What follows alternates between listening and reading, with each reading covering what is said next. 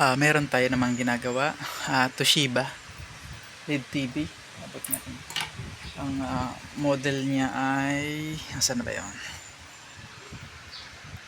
32p 200 to 300. Ang problema niya ay no backlight. Upon checking, okay yung backlight niya or tinatawag na LED. Pero wala siyang output sa backlight inverter. Ang IC niya ay SIM, hindi makita, SIM 5027. Pansin nyo, naglagay tayo ng bypassing mode.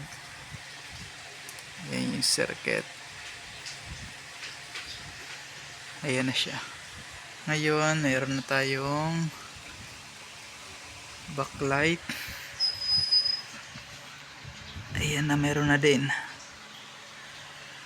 Okay, ipipix na natin to.